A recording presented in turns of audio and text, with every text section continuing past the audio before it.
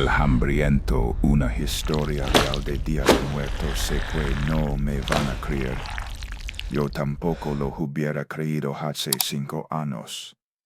Era de esos que siempre tenía una explicación para todo. El ruido en la noche era la tubería, la sombra en la esquina era un juego de luces, el escalofrío en la espalda era solo el aire acondicionado. Pasé 33 años de mi vida convencido de que todo en este mundo podía explicarse con ciencia, con lógica, con razón. Pero las marcas en el piso de mi departamento siguen allí.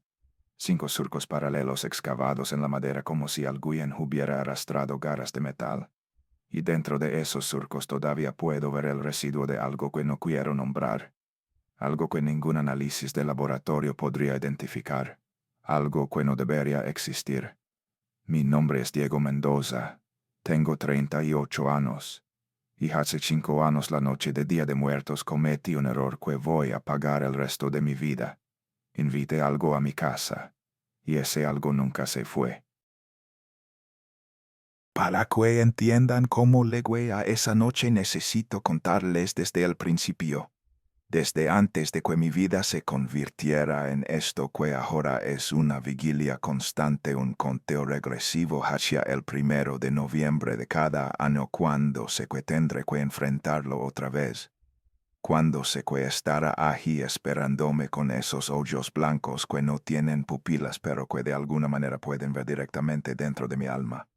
Todo comenzó en 2020, el año en que el mundo se detuvo. El año en que aprendimos a temerle al aire que respirábamos, a las manos de los demás, a nuestros propios seres queridos. México entero se encerró y yo me quedé atrapado en una ciudad que de pronto se sentía como una tumba gigante. Perdí mi trabajo en abril. Era ingeniero de sistemas en una empresa de software cerca de Polanco. Llevaba 3 años allí, era el más joven del equipo y por eso fui el primero en salir cuando empezaron los recortes. Me llamaron por videollamada un martes a las 10 de la mañana. Para las 11 no tenía empleo. Así de rápido. Así de simple. 3 años de trabajo borrados en una hora. Esa misma semana Valeria decidió que la cuarentena era el momento perfecto para terminar nuestra relación. Llevábamos 2 años viviendo juntos en un departamento en la Roma Norte. Ella dijo que la pandemia le había dado tiempo para pensar, para darse cuenta de que no éramos compatibles. Se llevó sus cosas en 3 maletas negras y me dejó solo en un espacio que de pronto se sentía demasiado grande y demasiado vacío. No la culpo. La pandemia sacó a la luz las grietas que habíamos estado ignorando, pero eso no hizo que doliera menos. Con el desempleo y la renta que ella no podía pagar, tuve que buscar algo más barato. Algo que cupiera en el presupuesto de un desempleado en medio de una crisis mundial, y lo encontré. El edificio estaba en el centro histórico cerca del Zócalo. Era uno de esos caserones antiguos del siglo XIX que alguna vez pertenecieron a familias ricas, con patios centrales amplios y corredores de arcos de cantera. Con el tiempo lo fueron dividiendo en departamentos cada vez más pequeños, hasta que cada espacio que antes era una sola habitación se convirtió en la vivienda completa de alguien. Mi departamento estaba en el 3er piso. Tenía pisos de duela vieja que crujían con cada paso como si la madera estuviera cuellándose de mi presencia. Los techos eran altísimos, casi 4 metros, lo que hacía que cualquier sonido rebotara de una manera extraña, como si las paredes estuvieran susurrando entre ellas. Las puertas eran de madera maciza, tan pesadas que cerrarlas se sentía como cerrar una cripta. Y había una ventana grande que daba a la calle. Esa ventana me gustaba y me inquietaba al mismo tiempo. Durante el día dejaba entrar una luz dorada que hacía que el espacio pequeño se sintiera casi acogedor. Pero en las noches, cuando las farolas de la calle proyectaban su luz anaranjada hacia adentro, las sombras que se formaban en las paredes tomaban formas que prefiero no describir. A veces, cuando miraba hacia afuera, tenía la sensación de que alguien me estaba observando desde la banqueta. Pero cada vez que enfocaba la vista no había nadie. El olor del lugar era partícula, madera vieja, humedad antigua, polvo acumulado durante décadas. Un olor que hablaba de tiempo, de historia, de cosas que habían pasado entre esas paredes y que nadie recordaba ya. El edificio estaba casi vacío cuando me mudé. La pandemia había ahuyentado a la mayoría de los inquilinos. Se fueron a sus pueblos con sus familias a lugares donde se sintieran más seguros. Solo quedábamos unos pocos, una pareja joven en el segundo piso que se la pasaba peleando todas las noches, un señor mayor al final de mi pasillo que casi nunca salía de su cuarto y la casera Dona Carmen que vivía en la planta baja con su esposo.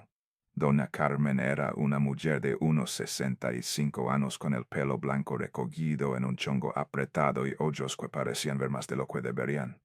Siempre vestía de negro como si estuviera de luto perpetuo por alguien que nunca mencionaba.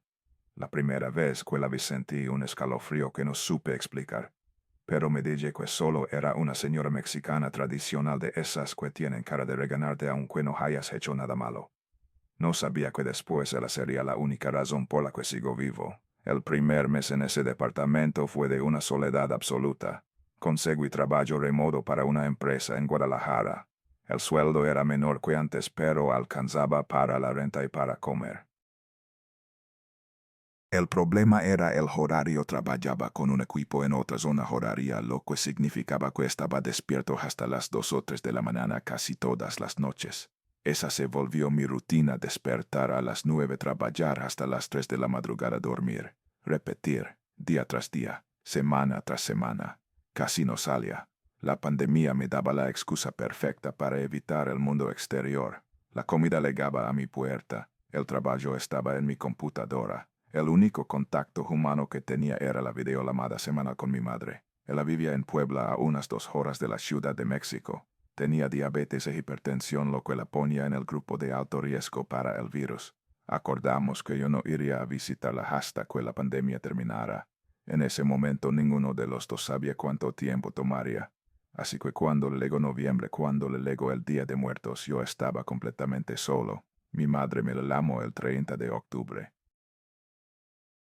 Su rostro apareció en la pantalla del teléfono enmarcado por las paredes de su cocina en Puebla.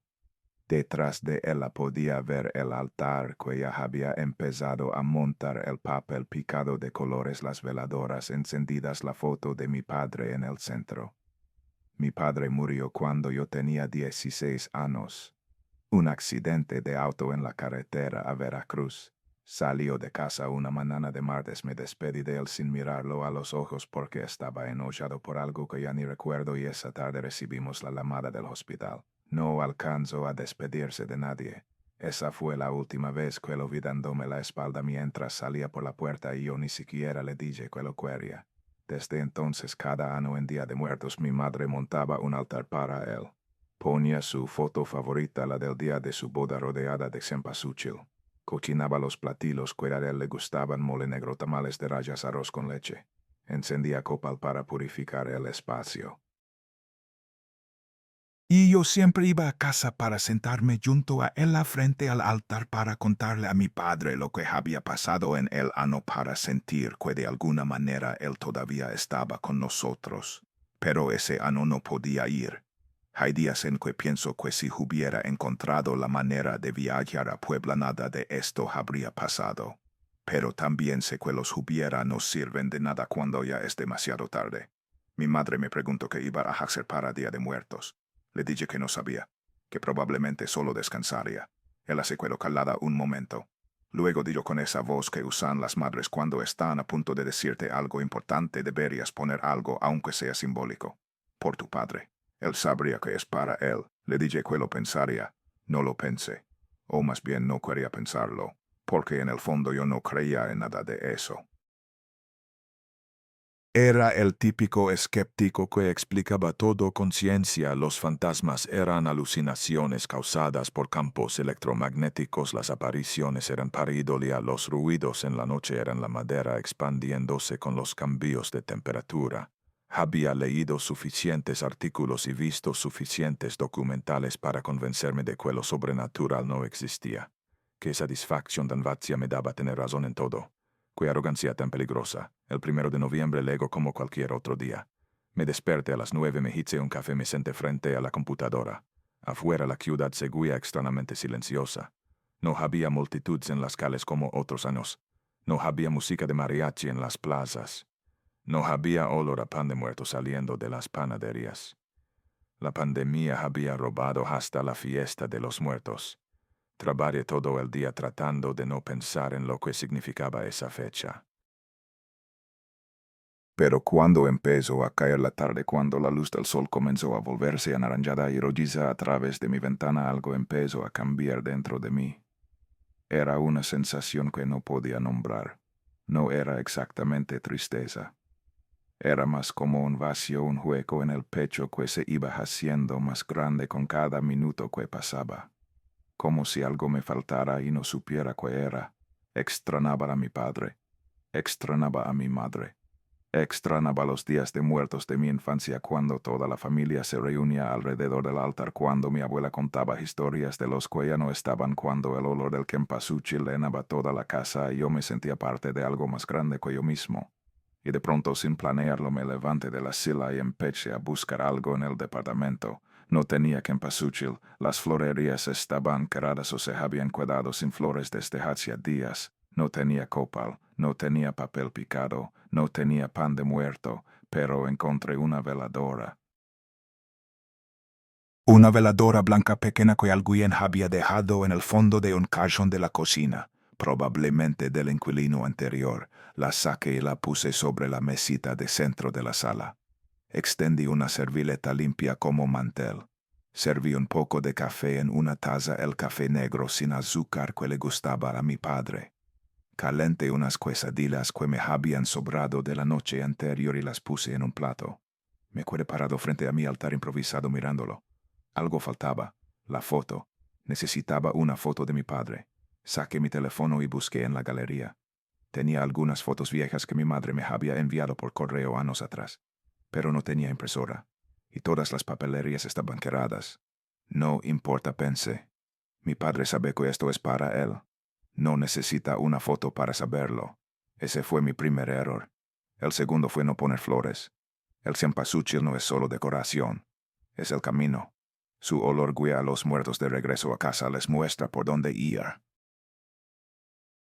Sin flores, sin ese aroma distintivo que marca el sendero, cualquiera podría seguir la ofrenda. Cualquiera podría pensar que la invitación era para él. Pero yo no sabía nada de eso. Para mí era solo una tradición pintoresca, un ritual sin significado real. Qué equivocado estaba, qué peligrosamente equivocado. Encendí la veladora, me senté en el sillón frente a la mesa y hablé. Papá, dije en voz baja, sintiéndome un poco ridículo. Perdón por no poder ir a casa este año.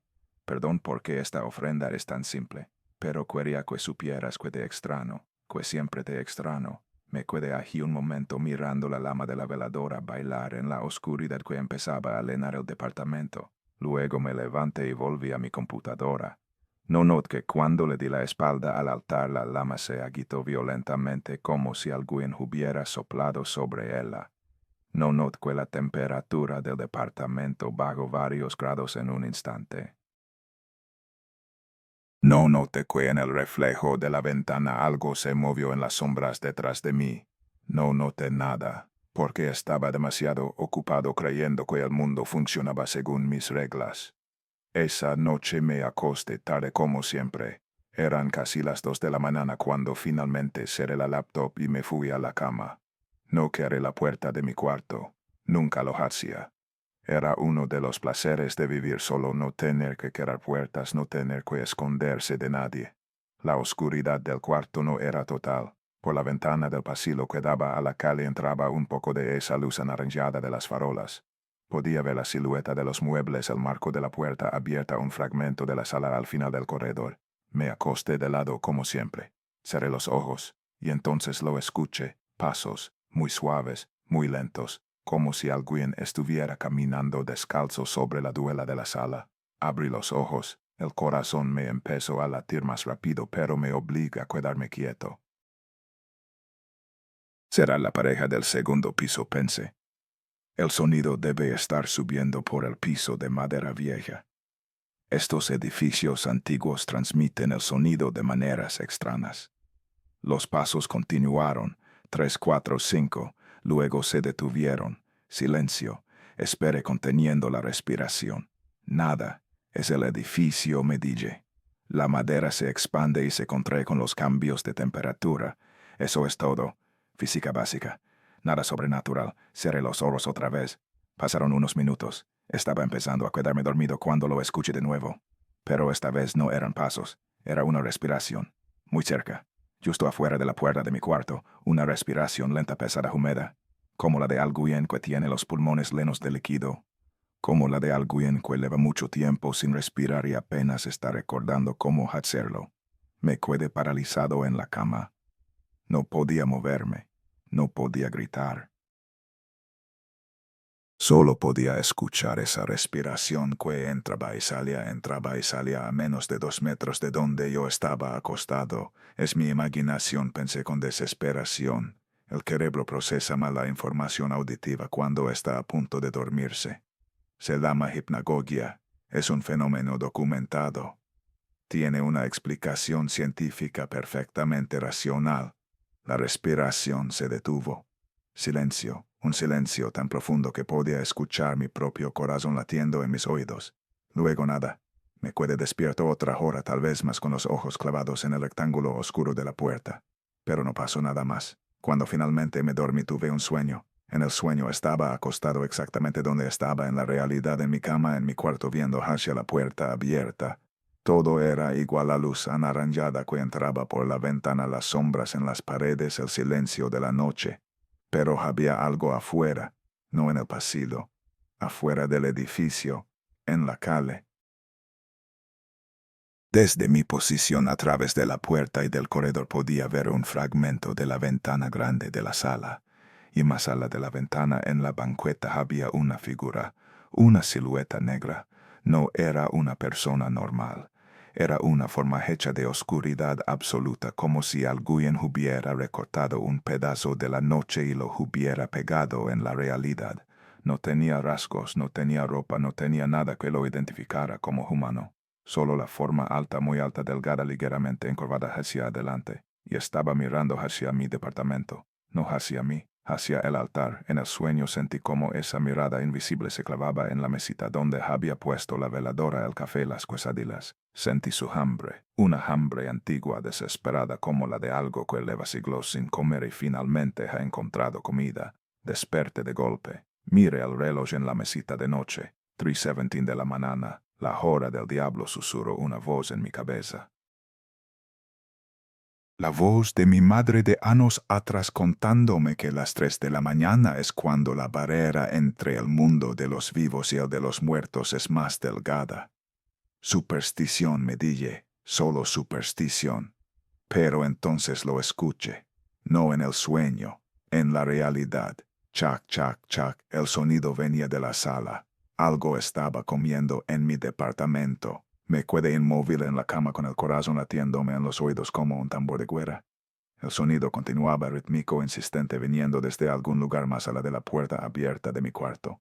Chac, chac, chac, era un sonido húmedo urgente, como algo tragando sin masticar, como algo que llevaba demasiado tiempo sin comer y finalmente había encontrado alimento. Mi primer pensamiento fue un ladrón. Alguien se metió al departamento y está buscando comida. Era 2020, la pandemia había dejado a mucha gente sin trabajo, sin dinero, desesperada. No sería la primera vez que alguien entrara a robar en un edificio viejo del centro, pero incluso mientras me decía eso sabía que no tenía sentido. Había cerrado la puerta con llave antes de dormir. Las ventanas estaban cerradas porque hacía frío. No había forma de que alguien entrara. El sonido se detuvo. Silencio.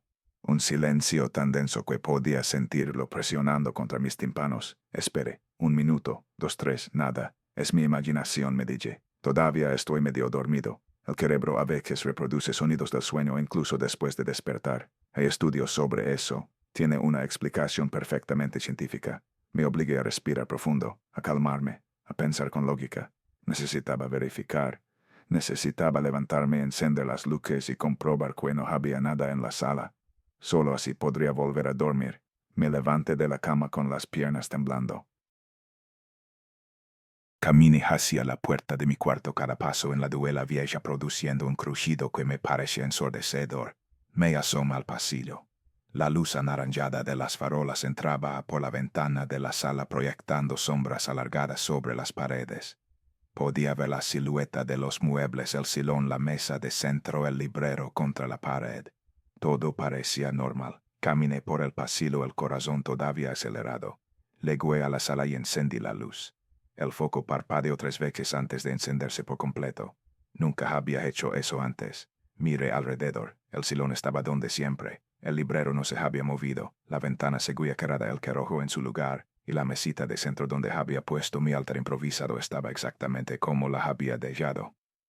La veladora se había apagado, lo cual era normal. Era una veladora pequeña, no podía durar toda la noche. La taza de café seguía ahí, el líquido ya frío, y el plato con las quesadillas. Me acerqué. Las quesadillas seguían en el plato, pero algo estaba mal. Una de ellas, la que estaba encima, tenía una marca, como si alguien hubiera mordido una esquina. Pero no era una mordida normal, no era el tipo de marca que dejaría un ratón o una cucaracha.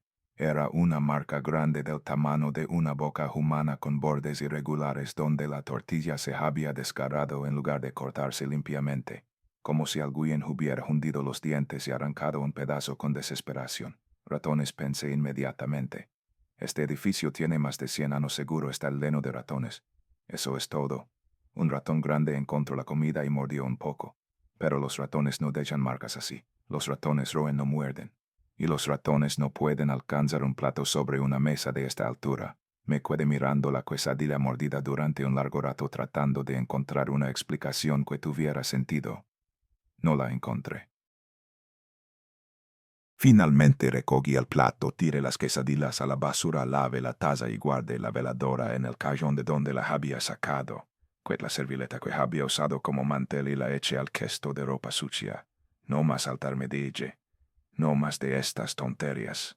Mañana volveré a mi vida normal y olvidaré que esto pasó. Volví a la cama. No dormí el resto de la noche. La mañana luego gris y fría con ese cielo nublado que tiene la Ciudad de México en noviembre.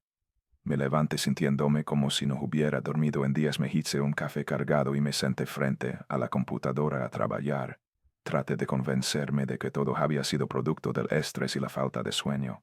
La pandemia, el aislamiento, el trabajo nocturno, todo eso podía causar alucinaciones. Había leído artículos sobre eso. El cerebro, cuando no recibe suficientes estímulos del exterior, empieza a crear los suyos propios. Era perfectamente normal. El día pasó sin incidentes. Trabajé como y trabajé más. No pensé en lo que había pasado la noche anterior, o más bien me obliga a no pensar en ello. Cuando cayó la noche, cuando las sombras empezaron a llenar el departamento, otra vez sentí que algo cambiaba en el aire. Una tensión que no estaba ahí durante el día. Una sensación de que algo me observaba desde los rincones oscuros. Encendí todas las luces del departamento, cada una de ellas. Solo necesito luz para trabajar, me dije. No es porque tenga miedo, no tengo miedo de nada. Soy un adulto racional, soy un ingeniero, no creo en fantasmas, pero cuando llegó la hora de dormir hice algo que nunca había hecho desde que vivía solo. Cerré la puerta de mi cuarto. Me acosté en la cama mirando el rectángulo de madera que ahora me separaba del resto del departamento. Me sentía un poco más seguro, un poco más protegido. Cerré los ojos y soñé otra vez. En este sueño estaba en el mismo lugar, mi cama, mi cuarto, mirando hacia la puerta. Pero la puerta estaba abierta, aunque yo recordaba haberla cerrado. Y más a la de la puerta en la sala había algo. La figura negra estaba adentro esta vez, no afuera en la calle. Adentro. Estaba parada frente a la ventana grande, su silueta recortada contra la luz anaranjada que entraba de la calle. Era más alta de lo que recordaba del sueño anterior, más delgada. Los brazos le colgaban casi hasta las rodillas y la cabeza estaba inclinada hacia un lado en un ángulo que ningún cuello humano podría sostener. y me estaba mirando. No tenía ojos que yo pudiera ver, no tenía cara, era solo una forma de oscuridad absoluta, pero sabía que me estaba mirando. Podía sentir su atención clavada en mí como un cuchillo oxidado hundiéndose lentamente en mi pecho. Luego empezó a caminar hacia mí. No se deslizaba como antes. Esta vez caminaba, pero la forma en que lo hacía estaba mal. Las piernas se le doblaban en direcciones que no deberían, las rodillas parecían invertidas, los pies se arrastraban por el suelo en lugar de levantarse con cada paso. Thump, thump, thump. El sonido de sus pasos era pesado, como si su cuerpo fuera más denso de lo que aparentaba. Cruzó la sala, entró al pasillo, se acercaba a mi puerta. Yo quería gritar, quería correr, pero mi cuerpo no respondía. Estaba atrapado en la cama paralizado, solo podía mirar mientras esa cosa se acercaba cada vez más. Llegó a la puerta de mi cuarto, se detuvo, y muy lentamente empezó a inclinarse hacia adelante, al agacharse, a meter la cabeza por la puerta abierta. Vi su rostro por primera vez. No era un rostro, era una aproximación de un rostro, como si alguien que nunca había visto un ser humano tratara de esculpir uno a partir de descripciones vagas. Había una boca, pero estaba en el lugar equivocado, demasiado abajo, casi en el cuello. Había ojos, pero eran blancos, completamente blancos, sin pupilas, sin iris, solo dos orbes de leche cuajada hundidos en cuencas demasiado profundas. Y estaba sonriendo. Una sonrisa que se extendía demasiado, que llegaba casi hasta donde deberían estar las orejas, llenas de dientes que no eran dientes, sino algo más afilado, más irregular, como fragmentos de hueso clavados en encías negras. Abrió la boca, y de ella salió un sonido que no era una voz, sino algo peor. Algo que se metió directamente en mi cabeza, que resonó dentro de mi cráneo como si las palabras se estuvieran formando dentro de mi propio cerebro. Tengo hambre. Desperté gritando. Esta vez sí miré el reloj inmediatamente. 3:17 de la mañana. Exactamente la misma hora que la noche anterior. Como si ese número estuviera grabado en algún lugar del universo esperándome. El corazón me latía tan fuerte que pensé que iba a desmayarme. Tenía la garganta seca, las manos temblando, la camiseta empapada de sudor. Miré hacia la puerta de mi cuarto. Estaba cerrada, tal como la había dejado. Pero por un momento, solo por un momento, me pareció ver algo en la rendilla de abajo, una sombra que se movía, como si algo estuviera parado del otro lado esperando pacientemente. Necesito agua, pensé. Solo necesito un vaso de agua y calmarme. Es solo un sueño, solo un maldito sueño. Me levanté de la cama, caminé hacia la puerta, puse la mano en la manilla y me detuve, porque del otro lado de la puerta muy claramente escuché una respiración. No era mi imaginación, no era el edificio crujendo, era una respiración real, húmeda, pesada, justo al otro lado de la madera. Podía escuchar cómo el aire entraba y salía de algo que no debería estar allí. Me quedé paralizado con la mano en la manilla sin atreverme a girarla. La respiración continuó durante lo que pareció una eternidad. Luego lentamente empezó a alejarse. Escuché pasos, esos pasos pesados y arrastrantes del sueño moviéndose por el pasillo hacia la sala, y luego el sonido. Chac, chac, chac, otra vez, el sonido de algo comiendo, el sonido de algo devorando con un hambre que no podía ser saciada. Me dejé caer al suelo con la espalda contra la puerta, las rodillas contra el pecho, y me quedé allí temblando, escuchando ese sonido horrible hasta que finalmente, después de lo que pudieron ser minutos, su hora se detuvo. No abrí la puerta hasta que la luz del amanecer empezó a entrar por la ventana. Cuando finalmente me atreví a salir, cuando abrí la puerta y caminé por el pasillo con el corazón en la garganta, encontré la sala vacía. Todo estaba en su lugar. Los muebles, los libros, las cortinas. Nada parecía fuera de lo normal, excepto por una cosa. La mesita de centro que yo había dejado vacía la noche anterior ya no estaba vacía. La veladora estaba allí otra vez, encendida. La llama bailando suavemente en el aire quieto de la mañana. Y junto a la veladora un plato con quesadillas, el mismo plato que yo había lavado. Las mismas quesadillas que yo había tirado a la basura. Me acerqué con pasos temblorosos, miré el plato. La mitad de las quesadillas había desaparecido. No quedaban migallas, no quedaban restos. Simplemente ya no estaban, como si alguien las hubiera tragado enteras sin dejar rastro. Intenté encontrar una explicación lógica. Sonambulismo. Tenía que ser sonambulismo. Debí haberme levantado dormido, sacado las quesadillas de la basura, encendido la veladora y vuelto a la cama sin recordar nada. Pero yo nunca había sido sonambulo. En 33 años de vida nunca me había levantado dormido. Y además las quesadillas que tiré estaban en el fondo del bote de basura debajo de otros desperdicios. Para sacarlas habría tenido que revolver toda la basura. No había ninguna señal de que alguien hubiera hecho eso. Tomé mi teléfono. Quería fotografiar la escena, tener algún tipo de evidencia de lo que estaba pasando, algo que pudiera analizar después con calma. Abrí la cámara y apunté hacia la mesa. La pantalla se puso negra. El teléfono seguía encendido, la batería marcaba 67%, pero la cámara no funcionaba. Solo mostraba una pantalla negra como si estuviera tapada por algo invisible. Lo reinicié. La cámara volvió a funcionar normalmente, pero cuando la apunté hacia la mesa otra vez se apagó de nuevo, como si algo no quisiera ser fotografiado. Falla de software, me dije. Necesito actualizar el sistema. Hay una explicación lógica para esto. Pero una parte de mí, una parte que estaba creciendo cada vez más grande, sabía que eso no era una falla de software. El wifi empezó a fallar esa tarde. Se desconectaba sin razón, especialmente cuando más lo necesitaba para trabajar. Las luces parpadeaban de vez en cuando, aunque el resto del edificio parecía tener electricidad normal. Era como si algo estuviera interfiriendo con todo lo electrónico en mi departamento. Llamé a dona Carmen para preguntarle si había problemas con la instalación eléctrica. No mío, me dijo con esa voz rasposa que tenía. Todo está bien por acá. A lo mejor es cosa de su departamento, esos cables tienen 50 años. Ya están muy viejos. Le agradecí y colgué. Pero mientras hablaba con ella, mientras sostenía el teléfono contra mi oreja, podría jurar que escuché algo en la línea. Un sonido de fondo muy tenue, como una respiración húmeda mezclándose con la estática. Esa tarde llamé a mi madre. Su rostro apareció en la pantalla inmediatamente, preocupado. Diego, ¿qué pasó? Te ves terrible. No dormí bien, le dije. Tuve pesadillas. Sobre que no quería contarle. No quería preocuparla, pero algo en su mirada me hizo hablar. Le conté todo. El altar improvisado. Los ruidos en la noche. Los sueños. Las quesadillas que desaparecían y reaparecían.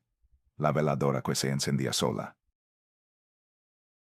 Cuando terminó, su rostro estaba pálido. Diego dijo lentamente con una voz que nunca le había escuchado antes. Pusiste foto en el altar. La foto de tu padre no admití. No tenía cómo imprimirla. Y flores, cempasúchil, no. Nada de eso. Solo la veladora y la comida. Mi madre cerró los ojos. Cuando los abrió había miedo en ellos. Miedo real. Diego, escúchame bien. Lo que hiciste fue muy peligroso. Cuando pones una ofrenda sin fotos, sin flores, sin copa, le estás abriendo una puerta. Pero no para tus muertos. Para cualquiera. Para lo que esté más cerca, lo que tenga más hambre, lo que haya estado esperando una invitación. Mamá, eso es solo superstición. No me interrumpa, su voz se quebró. Tu abuela cometió el mismo error hace 40 años. Y ella nunca volvió a ser la misma. Pasó el resto de su vida viendo cosas que otros no podían ver, escuchando voces que otros no podían escuchar. Nunca me habías contado eso, porque esperaba que nunca tuvieras que saberlo. Me explico lo que debía hacer. Regar sal alrededor de todas las puertas y ventanas. No dormir en el departamento esa noche si era posible. Y mañana buscaríamos a alguien que supiera cómo manejar estas cosas. Y Diego, a nadie antes de colgar. Pase lo que pase, no le respondas. Si escuchas una voz, si te habla, no le contestes. No reconozcas su presencia. Eso es lo que quiere. Colgamos. Debería haberla escuchado. Debería haber empacado mis cosas y salido de ese departamento inmediatamente. Pero no lo hice. Una parte de mí, la parte obstinada, la parte que había pasado 33 años negando cualquier cosa que no pudiera explicar con ciencia, se rehusaba a aceptar lo que estaba pasando. Quería ver, quería entender, quería una explicación que tuviera sentido. Encontré un bote de sal de cocina y la regué alrededor de la puerta principal, las ventanas y en un círculo alrededor de mi cama. Me sentí ridículo haciéndolo como un niño jugando a los cazafantasmas. Lo que no hice fue poner sal alrededor de la puerta de mi cuarto. No sé por qué. Simplemente no lo pensé. Un descuido. Un pequeño error. Ese pequeño error casi me cuesta la vida. Configuré mi teléfono para grabar video y lo coloqué en el librero con el lente apuntando hacia la mesita de centro. Si algo aparecía durante la noche tendría evidencia. Tendría pruebas de que no estaba loco. Me acosté esa noche con la puerta del cuarto cerrada y con llave. Me cubrí con las cobijas hasta el cuello y me quedé mirando el techo esperando. Las horas pasaron. 11 de la noche. Medianoche. 1 de la mañana. Nada. Tal vez me lo imaginé todo, pensé. Tal vez solo fue el estrés, el aislamiento, la falta de sueño. El cerebro humano puede hacer cosas muy extrañas cuando está bajo presión. Mañana me reiré de esto. Empecé a relajarme. Los párpados se me cerraban. El sueño empezaba a vencerme. Solo cerraré los ojos un momento, pensé. Solo un momento. Me dormí. Y cuando desperté ya no estaba solo. Lo primero que noté fue el olor. Carne podrida, sangre vieja, algo dulzón y nauseabundo que se metía por la nariz y se quedaba pegado en la garganta.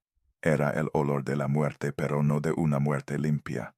Era el olor de algo que había muerto hace mucho tiempo y seguía moviéndose, negándose a aceptar su fin. Abrí los ojos. El departamento estaba en completa oscuridad. Todas las luces se habían apagado. Solo quedaba esa luz anaranjada de las farolas que entraba por la ventana de la sala proyectando sombras alargadas por el pasillo. Y en la sala frente a la mesita de centro había algo. No estaba de pie, no estaba sentado. Estaba en una posición que ningún cuerpo humano podría adoptar, una posición que desafiaba todo lo que yo sabía sobre anatomía, sobre física, sobre la realidad misma. Sus piernas estaban dobladas hacia atrás, las rodillas apuntando hacia el techo en lugar de hacia el suelo, como si alguien hubiera tomado un cuerpo humano y lo hubiera roto por las articulaciones para rearmarlo al revés. Los brazos eran demasiado largos, mucho más largos de lo que deberían ser, y se extendían hasta tocar el piso con las palmas mientras el resto del cuerpo se mantenía en esa postura imposible. La espalda se arqueaba hacia arriba formando una joroba grotesca como una montana de carne bajo una piel que parecía demasiado grande para lo que contenía. Y la cabeza estaba inclinada hacia abajo casi tocando la superficie de la mesita de centro como un perro olfateando un plato de comida. Estaba lamiendo la mesa. Podía escucharlo claramente en el silencio del departamento. El sonido húmedo de una lengua raspando contra la madera una y otra vez como si todavía quedara algún rastro de comida que yo no podía ver. Como si estuviera saboreando cada molécula que alguna vez había tocado esa superficie. Chac, chac, chac. El sonido que me había perseguido durante noches.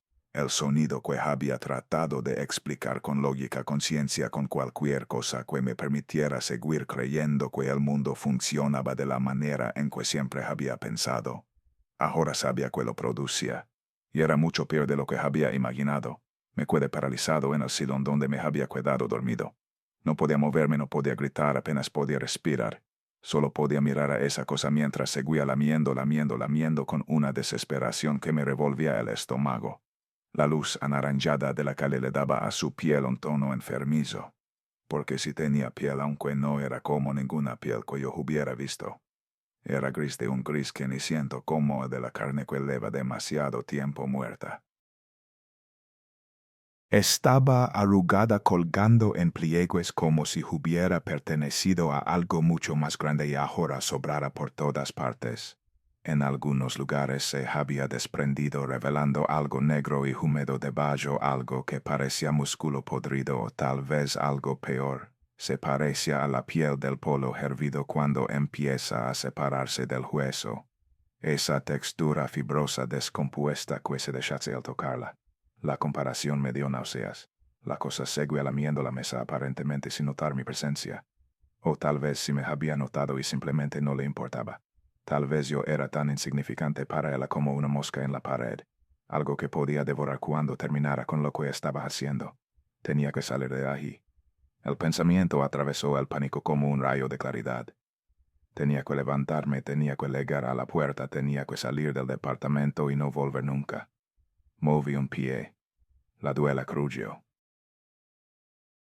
El sonido fue mínimo, apenas un susurro de madera vieja, pero en el silencio del departamento pareció un trueno. La cosa dejó de lamer. Se quedó completamente inmóvil, la cabeza todavía inclinada hacia la mesa, el cuerpo congelado en esa postura imposible. Ni siquiera parecía respirar. Era como una estatua de carne muerta esperando. Yo también me quedé inmóvil. No respiraba, no parpadeaba, no existía. Los segundos pasaron. 1, 2, 3, 4, 5, y entonces muy lentamente empezó a levantar la cabeza. El movimiento fue antinatural como todo lo demás en esa criatura. La cabeza no se levantó girando sobre el cuello como lo haría una cabeza humana. Se desenroló como si el cuello fuera un resorte que hubiera estado comprimido y ahora se estirara hacia arriba, cada vértebra craqueando audiblemente mientras se enderezaba. Vi la parte de atrás de su cabeza primero. Pelo negro largo apelmazado pegado al cráneo como si estuviera mojado con algo que no era agua. Mechones se desprendían y caían al suelo mientras se movía, dejando parches de cuero cabeludo grisáceo a la vista. Luego vi una oreja, solo una, del lado derecho. Era puntiaguda y demasiado grande como la oreja de un murciélago y estaba medio desprendida colgando de un hilo de cartílago. Del otro lado, donde debería estar la oreja izquierda, solo había un agujero negro y profundo que parecía ir directamente al interior del cráneo. La cabeza seguía girando. Vi la mejilla, hundida, demacrada, la piel pegada al hueso como si no hubiera nada debajo. Había grietas en la superficie, grietas secas y profundas como las de un desierto, y en algunas de esas grietas algo oscuro se movía, algo pequeño, algo vivo, gusanos tal vez, o algo peor. No quería ver el resto de la cara, pero no podía cerrar los ojos. La cabeza completó su giro, y entonces la vi. Los ojos, no había pupilas, no había iris, no había nada que pudiera llamarse humano en esos ojos. Eran blancos, completamente blancos como leche cuajada, como los ojos de un pez que lleva días muerto, como dos orbes de ceguera perfecta hundidos en cuencas demasiado profundas. Pero me estaban mirando. Yo sabía que me estaban mirando. Podía sentir esa mirada sobre mí como un peso físico, como algo viscoso y frío que se arrastraba por mi piel. Esos ojos sin pupilas me veían mejor que cualquier ojo normal. Veían a través de mí, veían mi miedo, veían mi alma. Y debajo de los ojos la boca. Estaba sonriendo. Era una sonrisa que no pertenecía a ningún rostro humano. Se extendía demasiado, mucho más allá de donde deberían terminar los labios, llegando casi hasta donde deberían estar las orejas. Era una grieta horizontal en la carne gris, y dentro de esa grieta había dientes. Docenas de dientes. No estaban organizados en filas como los dientes humanos. Estaban clavados en las encías de manera aleatoria, algunos apuntando hacia arriba, otros hacia abajo, otros hacia los lados. Algunos eran pequeños y afilados como agullas. Otros eran grandes y planos como piedras de río. Ninguno era blanco. Todos tenían ese color amarillento de hueso viejo, de marfil podrido, de algo que había estado masticando carne durante siglos. Y las encías eran negras, negro absoluto, como si la boca fuera una entrada a un vacío sin fondo, a un lugar donde la luz no podía existir. La criatura me sonrió con todos esos dientes, y entonces abrió la boca. El olor me golpeó como una pared. Carne podrida, sangre coagulada, bilis, descomposición. Era el olor de una fosa, como el olor de un matadero abandonado, el olor de todo lo que alguna vez estuvo vivo y ahora estaba pudriéndose en la oscuridad. Sentí que el estómago se me revolvía, que la bilis me subía por la garganta. Quise vomitar, quise gritar, quise hacer cualquier cosa excepto seguir allí sentado. Pero entonces escuché la voz.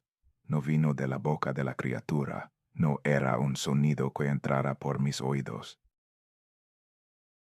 Era algo que se formó directamente dentro de mi cabeza, como si las palabras estuvieran siendo escritas en mi cerebro con un hierro al rollo vivo. Tengo hambre. Las palabras resonaron dentro de mi cráneo rebotando contra las paredes de mi mente como ecos en una caverna vacía. Tanta hambre. La voz era como el sonido de 1000 cucarachas arrastrándose sobre papel, como huesos frotándose unos contra otros, como algo que alguna vez fue humano pero que había olvidado cómo serlo hace mucho tiempo. Me diste de comer. La criatura se movió. No se levantó de manera normal. Se desplegó desenrolándose desde esa posición imposible como una rana que había estado encogida y ahora extiende sus patas. Las articulaciones craqueaban y crujían mientras su cuerpo se reorganizaba mientras esas extremidades demasiado largas encontraban nuevas posiciones. Me invitaste. Estaba de pie ahora, si es que a eso se le podía llamar estar de pie. Era alta, mucho más alta de lo que debería ser algo con proporciones humanas. La cabeza casi rozaba el techo de 4 metros. Los brazos le colgaban hasta más abajo de las rodillas, las manos terminando en dedos que eran demasiado largos, demasiado delgados, con unas que no eran unas sino garras negras y curvadas como hoques. Y ahora tengo más hambre. Dio un paso hacia mí. El sonido de ese paso fue lo que finalmente rompió mi parálisis. No fue un paso normal. Fue un arrastre, un deslizamiento, el sonido de algo pesado moviéndose sobre madera. Las garras rasparon el piso dejando surcos en la duela. Corrí. No pensé. No planeé. Mi cuerpo actuó antes de que mi mente pudiera procesar lo que estaba pasando. Me levanté del sillón y corrí hacia la única salida que tenía mi cuarto. Detrás de mí escuché el sonido de la criatura moviéndose. No eran pasos. Era un arrastre rápido como si se estuviera deslizando sobre el piso en lugar de caminar. Y era rápido.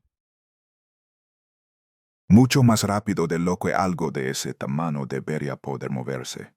Llegué a la puerta de mi cuarto, la crucé, la que de un portazo, el querollo. Tenía que poner el querollo.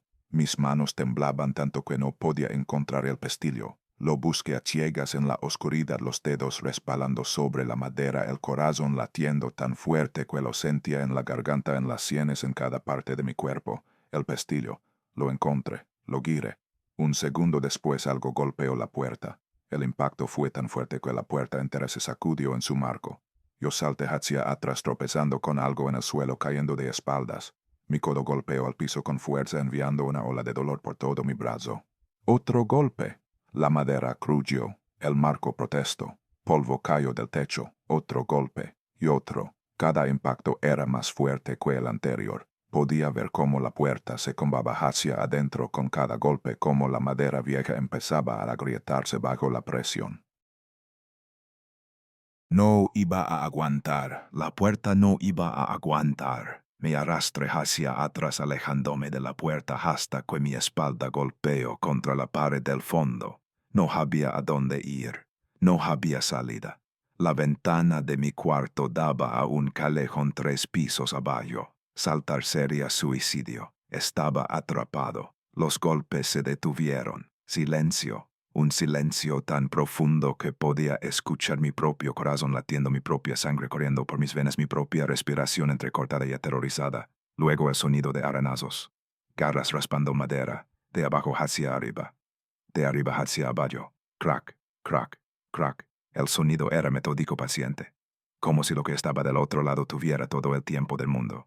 Como si supiera que yo no tenía a dónde ir. Como si estuviera disfrutando el momento. Miré la puerta en la oscuridad. Podía ver la rendilla de abajo, el pequeño espacio entre la madera y el piso. Algo se movía ahí. Algo estaba pasando por debajo de la puerta. Dedos. 5 dedos largos grises con garras negras se deslizaron por la rendilla y empezaron a tantear el piso de mi cuarto. Se movían de un lado a otro buscando, explorando, acercándose a donde yo estaba. Parecían tener vida propia como arañas de carne muerta. Contuve un grito. Los dedos se retrayeron. Silencio otra vez, y entonces la voz dentro de mi cabeza. Puedo olerte. Los dedos volvieron a aparecer. Esta vez más adentro, más cerca. Hueles, a miedo. Estaban a menos de 1 metro de mis pies. El miedo es delicioso. La puerta empezó a crujir de nuevo. No por los golpes, por algo peor. La criatura estaba empullando, presionando su peso contra la madera y el marco estaba cediendo. La rendija de abajo se hizo más grande. Pude ver más de la mano ahora. No solo los dedos. La palma, la muñeca, un brazo que era demasiado largo, demasiado delgado, con la piel colgando en pliegues mojados, se estaba metiendo. Y entonces recordé el teléfono. Lo tenía en el bolsillo. Lo había metido allí antes de quedarme dormido. Con manos temblorosas lo saco y marqué el primer número que se me ocurrió. Doña Carmen, el teléfono sonó. Una vez, la mano seguía entrando por debajo de la puerta. Ya estaba dentro hasta el codo. Dos veces, el brazo se retorcía buscando algo que agarrar. Las garras raspaban el piso dejando marcas en la madera. 3 veces, la pantalla del teléfono empezó a parpadear, estática en la línea, y dentro de la estática un susurro. Tengo hambre. 4 veces. Y entonces una voz. Diga, contesto, Dona Carmen, con voz adormilada.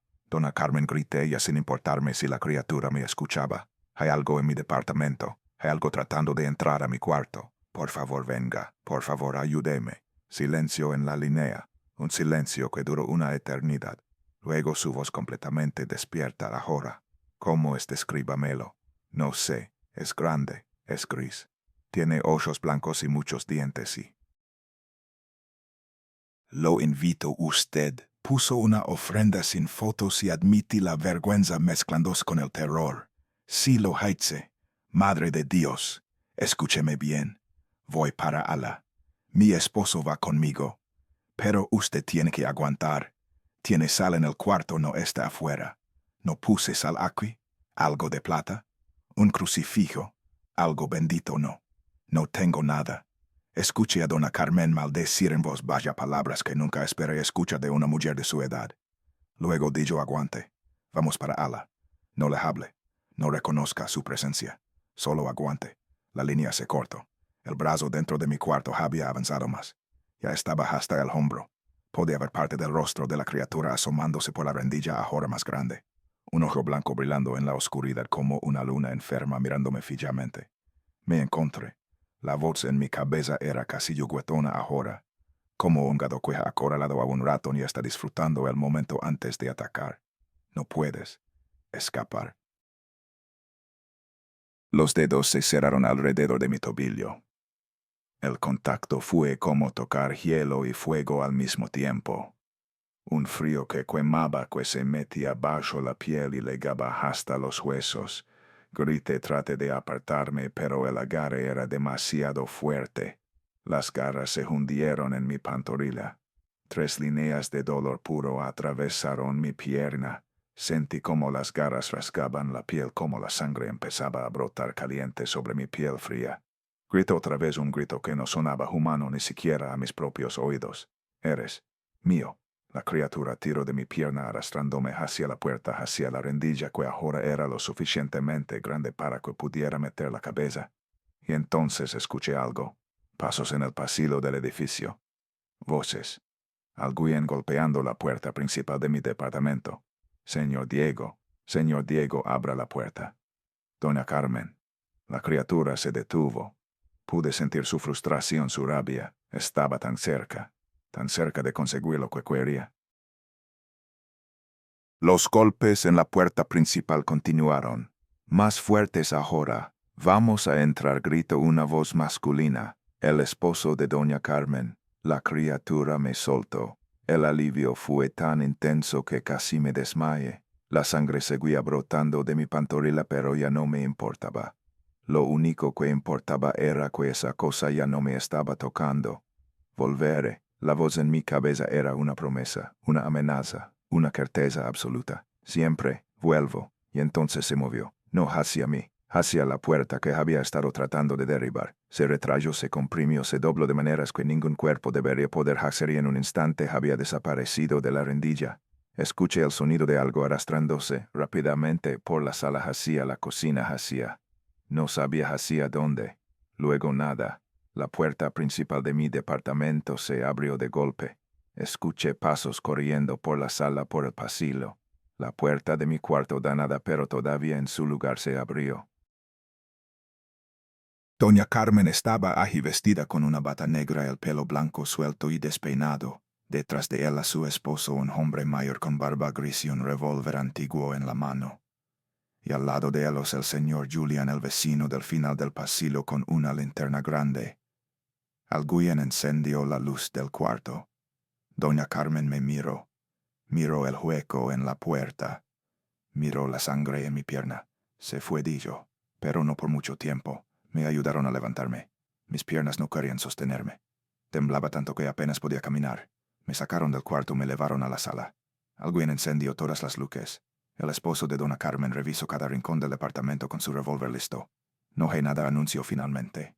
Se fue. Pero había dejado rastros.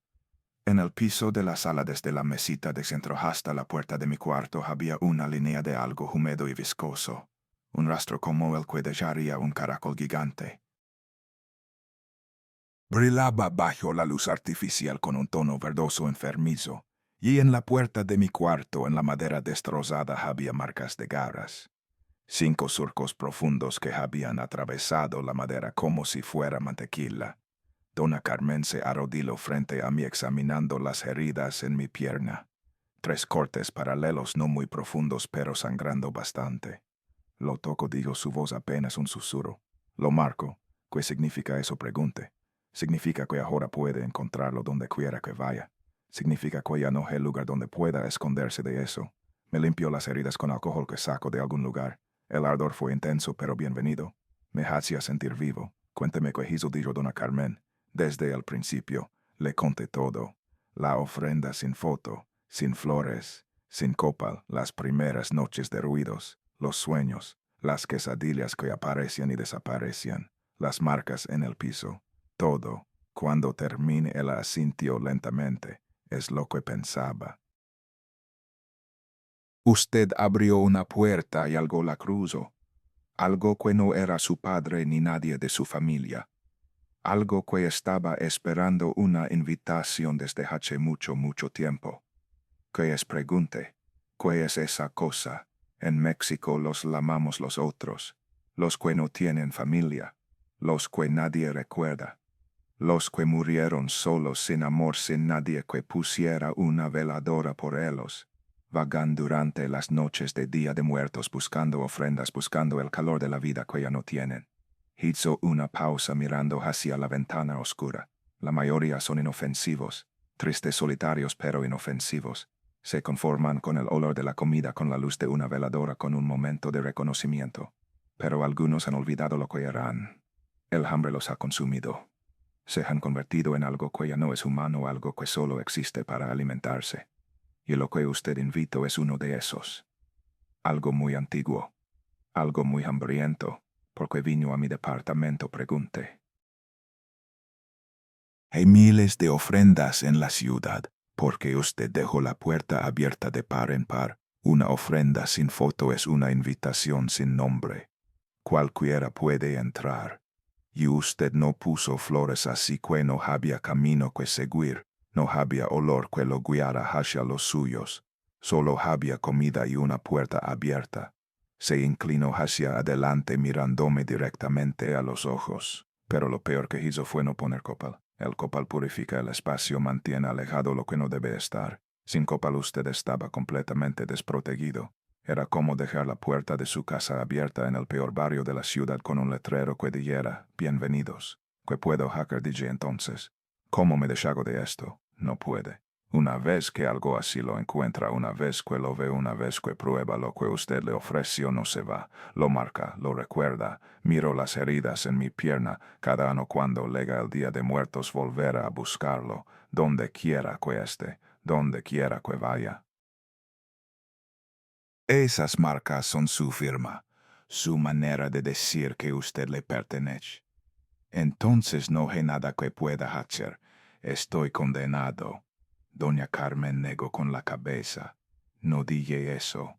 Dije que no puede deshacerse de él, pero puede protegerse. Me explico lo que debía hacer. Cada año sin falta poner una ofrenda correcta, con fotos de mis muertos, de mi padre, de mis abuelos, de todos los que quisiera recordar, con flores de cempasúchil para marcar el camino correcto, con copal para purificar el espacio, y el amarlos por su nombre en voz alta para que la invitación fuera específica. Si hace eso, si lo hace correctamente, cada año lo que lo marco no podrá entrar. Se quedará afuera mirando esperando, pero no podrá cruzar el umbral, y si no lo hago DJ, si una no me olvido o no consigo las flores entonces entrará, y esa vez no habrá nadie que lo salve. Se puso de pie preparándose para irse. Las marcas en su pierna van a doler cada año. Es la forma en que esa cosa le recuerda que sigue ahí, que está esperando. Acostúmbrese a ese dolor porque va a ser parte de su vida ahora. Salió del departamento seguida por su esposo y el señor Julián. Me quedé solo mirando las heridas en mi pierna, sintiendo el peso de sus palabras. No sabía si podía hacer esto. No sabía si era lo suficientemente fuerte. Pero no tenía opción. Era sobrevivir o morir, y yo todavía no estaba listo para morir. Me mudé del departamento una semana después. La mujer de Puebla vino tal como había prometido dona Carmen. Era una señora mayor con manos arrugadas cubiertas de anillos de plata y hoyos que parecían haber visto el otro lado del mundo más de una vez. No me dijo su nombre y yo no pregunté. Solo entró al departamento con una bolsa de tela lena de hierbas, copal y otras cosas que no reconocí y pasó 3 horas haciendo rituales que no entendí. Cuando terminó me miró con una expresión que no supe interpretar. «Quiere la puerta que usted abrió», dijo. «Este lugar ya no es un punto de entrada. Pero lo que ya cruzó, lo que ya lo vio, lo que ya lo marcó, eso no puedo borrarlo». «Nadie puede». Le pregunté qué debía hacer. «Sobrevivir», respondió. «Eso es todo lo que puede hacer. Sobrevivir una no a la vez». La primera noche en mi nuevo departamento me paré frente al espejo del baño después de ducharme. Necesitaba ver las heridas, ver cómo estaban sanando. Mi reflejo me devolvió la mirada, pero había algo diferente. Las sombras en mi rostro eran más oscuras de lo que deberían ser. Mis ojos parecían hundidos vacíos, como si algo detrás de ellos se hubiera apagado permanentemente. Y por un segundo, solo un segundo, vi algo detrás de mí en el espejo. Una forma alta, delgada, con ojos blancos brillando en la oscuridad. Parpadeé. No había nada. Solo yo, solo mi rostro pálido y ojeroso, solo el baño vacío detrás de mí. Pero la sensación no desapareció. La sensación de que algo me estaba observando. De que ya nunca estaría verdaderamente solo. Las cicatrices en mi pierna sanaron, pero quedaron marcadas para siempre. 3 líneas blancas que iban desde la rodilla hasta el tobillo, más claras que el resto de mi piel, imposibles de ignorar. Y cada ano, tal como dona Carmen había dicho, ardían. Durante los días alrededor del Día de Muertos sentía un dolor punzante en la pantorrilla, como si las garras estuvieran abriéndose paso a través de mi piel otra vez. Pero hice lo que me dijeron. Durante 5 años, cada Día de Muertos puse mi ofrenda perfecta. Fotos de mi padre en el centro rodeado de cempasúchil, el copal quemando las veladoras encendidas. Y llamé a cada uno de mis muertos por su nombre en voz alta, invitándolos a venir, y solo a ellos. Cada año durante la noche del 1 de noviembre veía lo mismo a través de mi ventana, una sombra afuera. Una figura alta, delgada, parada en la calle mirando hacia mi ventana con esos ojos blancos que brillaban en la oscuridad. Nunca intentaba entrar. Se quedaba ahí inmóvil durante horas, mirando, esperando, y cuando salía el sol desaparecía. Me acostumbré. O al menos aprendí a vivir con él. Pero este año fue diferente. Cuando miré por la ventana la noche del 1 de noviembre no vi una sola sombra. Vi 2, luego 3, luego 4. Seguí contando, el corazón latiéndome cada vez más fuerte. 12 sombras paradas frente a mi edificio. 12 pares de ojos blancos mirando hacia mi ventana. Tomé mi teléfono y llamé a dona Carmen. Hay más de uno, dije cuando contesto. Hay 12, silencio. Luego su voz llena de un miedo que nunca le había escuchado. Señor Diego, ¿le ha contado a alguien sobre lo que le pasó? Sí, le he contado a algunos amigos. Y escribí la historia en internet para advertir a otros. Escuché un sonido al otro lado, un gemido bajo. Cada persona que escucha su historia, cada persona que la lee y cree en ella, usted está invitándolos a entrar. La atención de los vivos es lo que los alimenta. Y usted acaba de darles miles de ojos mirándolos. Las 12 sombras seguían afuera, pero ahora estaban sonriendo.